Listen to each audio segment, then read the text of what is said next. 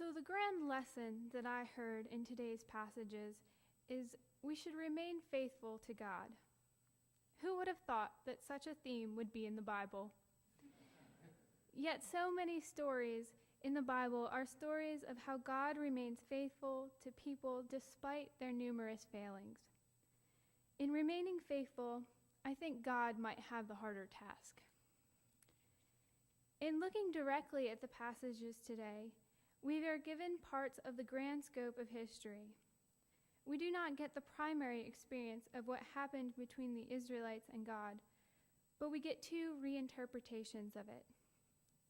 Dr. McSwain once discussed in a sermon how the many parts of the Bible can be seen to be hyperlinked to other parts of the Bible. The passages we heard read today are great examples of this. Deuteronomy takes a story from Exodus and Numbers and reinterprets it through how the author thought Moses would have viewed the situation and felt during that time. Hebrews takes the same Exodus and Numbers story, along with the retold Deuteronomy story, and reinterprets all of it in the light of Christ. In both passages, the authors are trying to remind the listeners to be faithful to their God. The author of Deuteronomy does this by having Moses give a speech before the Israelites go into a new land to possess and displace the current inhabitants. Moses is both giving them encouragement in saying that God is doing the work of dispossessing the previous inhabitants, but also chastising the Israelites about what they have done to God in the past.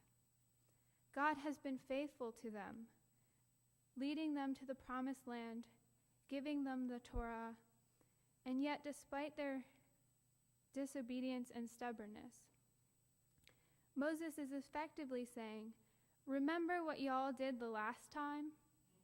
Y'all ran away. We aren't doing that again. This time, we are going to be faithful and follow God's plan. You got it? Faithful. This is exactly what the authors of Hebrews needs, a story of the faithfulness of God and the unfaithfulness of human beings. The author is trying to remind those falling away from the church under persecution to be faithful. He points back to the Israelites as a bad example of people who were not faithful and who were punished for it. Remember those Israelites? God became very angry with them, and some of them were told that they would not enter God's rest because of it. We didn't get to hear his next few lines this morning, but they give his conclusion. I can tell you how he basically says it.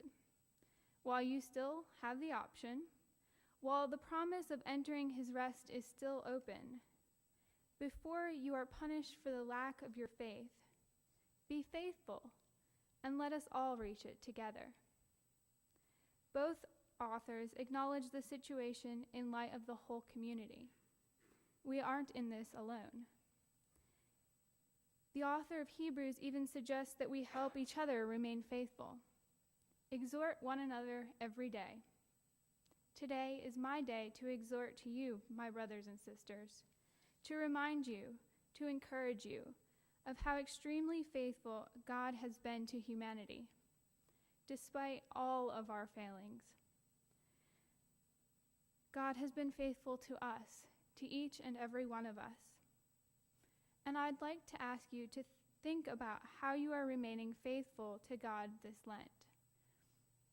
Even in the wilderness, when things look unfulfilled, even when you are feeling beat down, cast down, drugged through, God is there. God is faithful, and we can be faithful too.